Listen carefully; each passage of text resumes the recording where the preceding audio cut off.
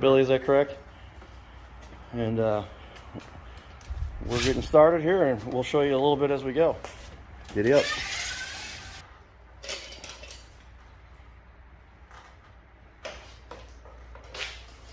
So we're taking away the old Genie, and gonna replace just about everything here. Chamberlin is what they're got here. This is a LiftMaster. Okay, is that Chamberlin?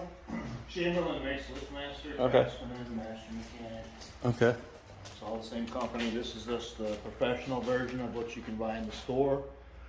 The difference is some part numbers and then a one-piece rail versus a three-piece rail that comes in a box store box, similar to this. Yeah, so this is hard for the stores to send home with you, but when you got a guy personally bringing it to your house in his truck, you can get the long, and that's better to have a one-piece, obviously. Would you agree? Yeah, one-piece rail. The difference is the way the trolley runs on the rail, it runs on the bottom. And the box door comes on a box, and it's got a trolley that runs over the rail. So your trolley's actually rubbing on top of the rail. And inside our headroom applications, that's not ideal because that could rub on your ceiling. Whereas this, we can fit it into a little bit tighter headroom space. Okay. And does it also bump every time they've got one of these joints? And those can wear after time, or?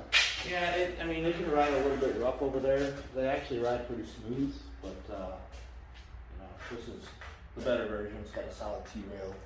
These T-rails are as strong as an ox. I mean, if you gotta ever shorten them and try and drill through them, you'll burn up 5 or 6 bits if you're not using oil. So okay.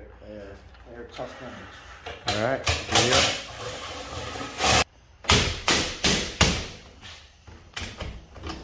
So not the best mounting job when it was put in initially, but Billy's gonna fix that.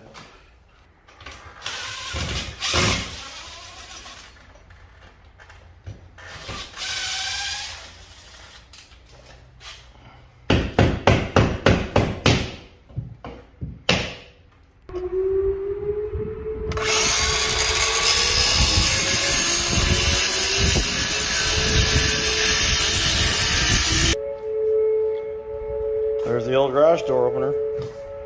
Here's the new one.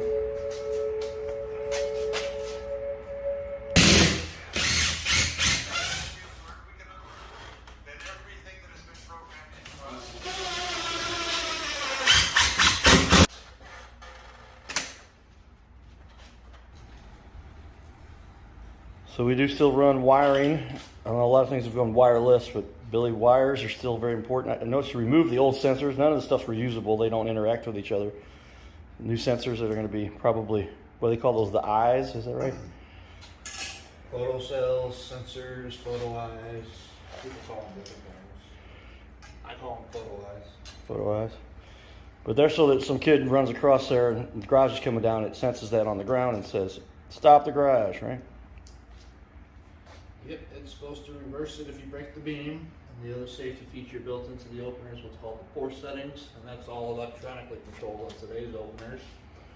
So when we go through to set the limits later on, the door will cycle itself up and down, and it'll automatically set the forces. That tells the opener how much effort it's using to open or close the door. So if the door comes down on an obstruction that is not breaking this beam, it'll sense that it's using too much effort, and it should reverse itself before it causes any damage or hurts whatever it's closing on. And then on the way up, if it thinks it's using too much effort, it'll just stop itself and not do anything. So if you got a broken spring or something like that, it's quick to sense that, shut itself down so it doesn't cause any damage to the door, theoretically. Phil, I appreciate you setting up right in front of my cornhole boards.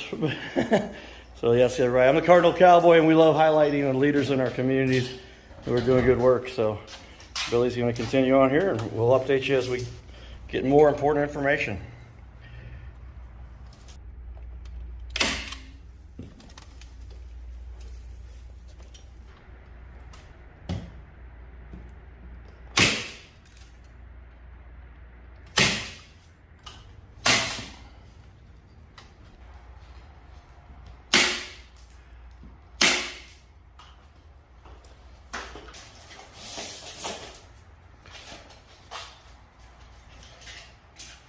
So this is a chain drive. What's it? I know belt is kind of the other alternative. What's kind of benefits and features of each, real quick? The chain drive is a little bit louder because right here is your gear and sprocket assembly. This is what the chain wraps around. This is what moves the trolley up and down. It's connected to your door, moves your door up and down. So you got metal on metal here with a chain and a metal sprocket.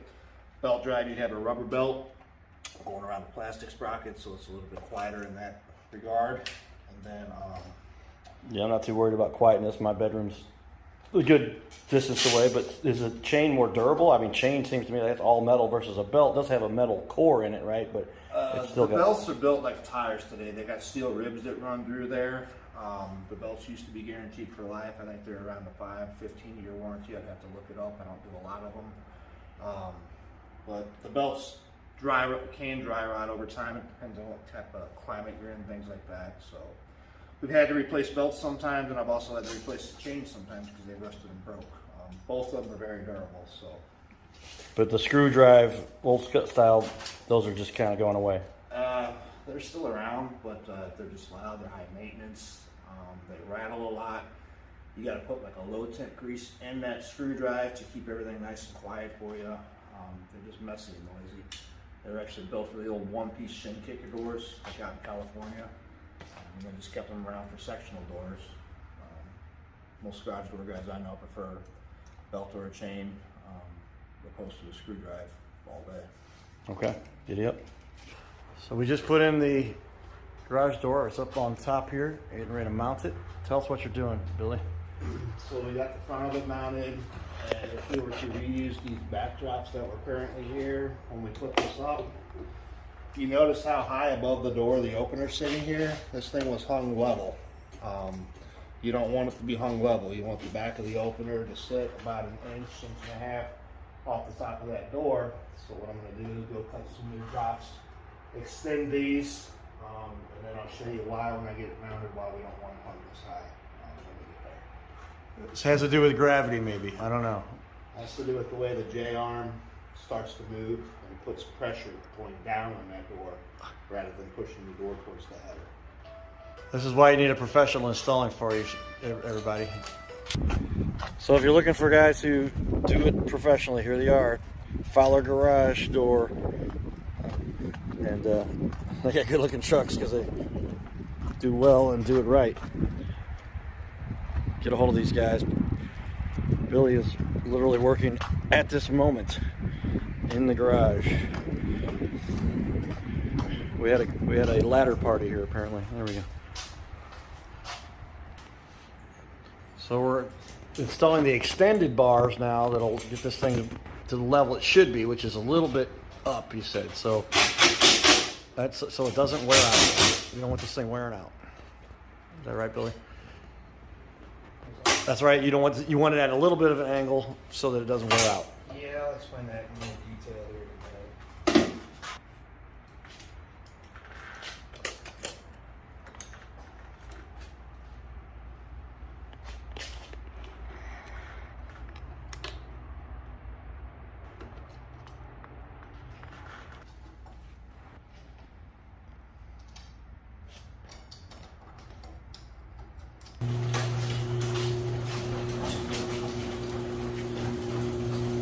Look at that.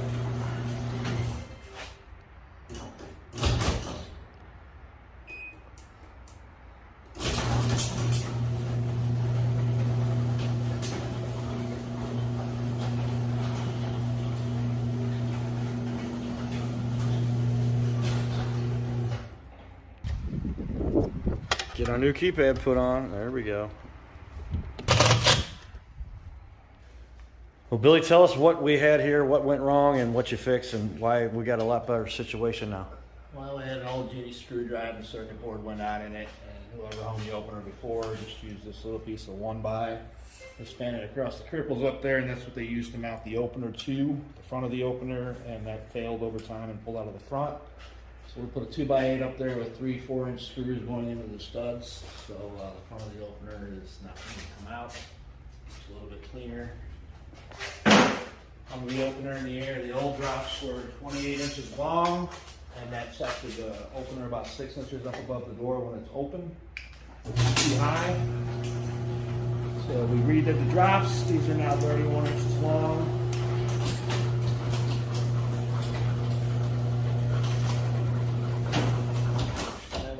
opener sits right at about 2 inches above the door. Why that's important is the higher you move this opener above the door, the more you change the angle of the tornado on it. When we get this going more straight up and down, when the opener starts to move, it pushes down as it's moving. You want the opener to push the door towards the header. It takes less stress off this top section. With the double-sided steel door with a strut going across it can handle a little bit more wear and tear than say like a 25 gauge steel door from Home Depot or something that doesn't have a 2 or 3 inch strut on it, and over time it will destroy the top section. So if you're a do-it-yourselfer at home having an opener, make sure that you're not hanging the back of it any more than 2 inches above the door. We did all the photo eye wiring, hooked it up, ran it up and down, put springs on it, everything's working nice and smooth.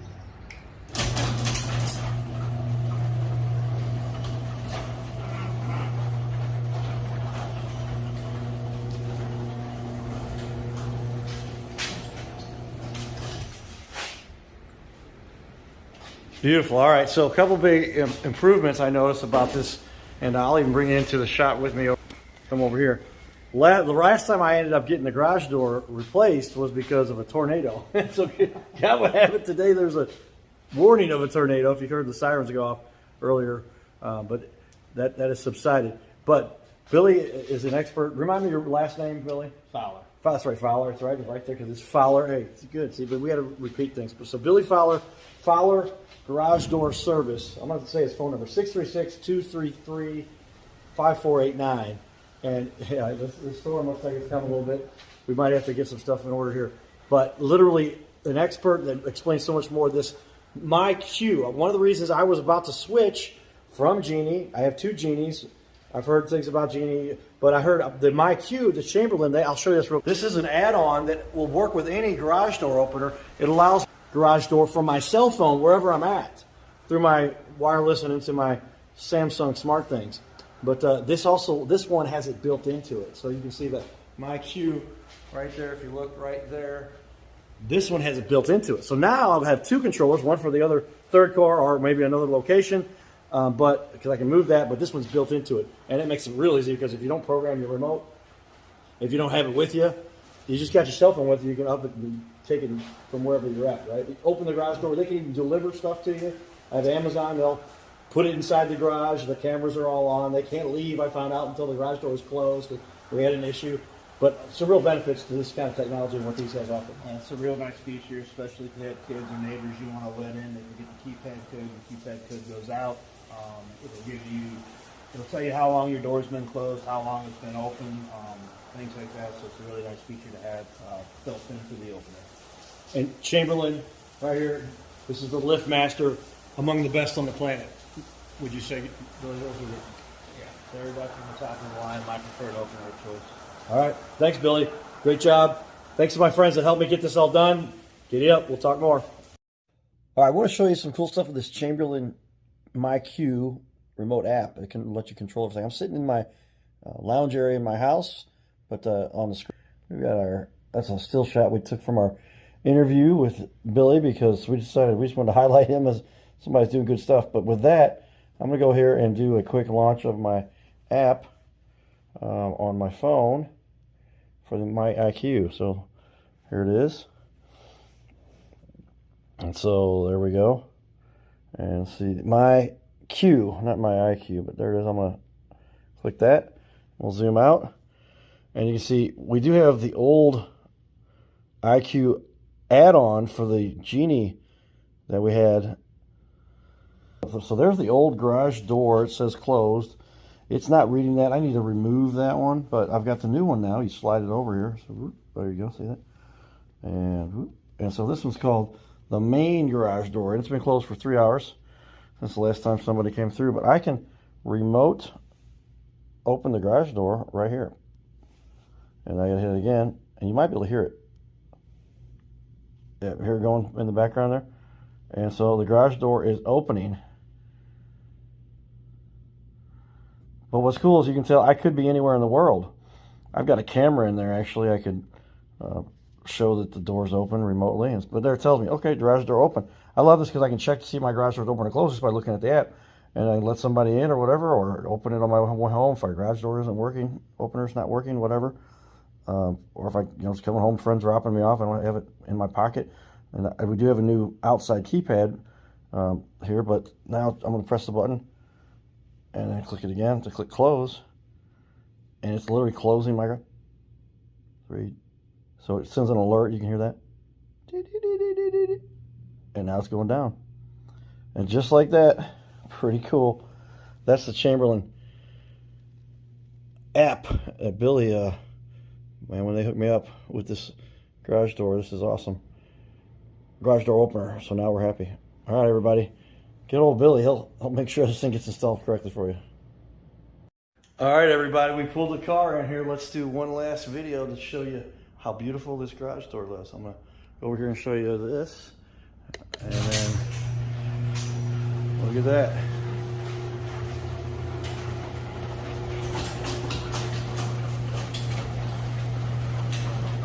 Oh yeah. And so here's our guy. This is Bill. Thanks, Bill. Get up.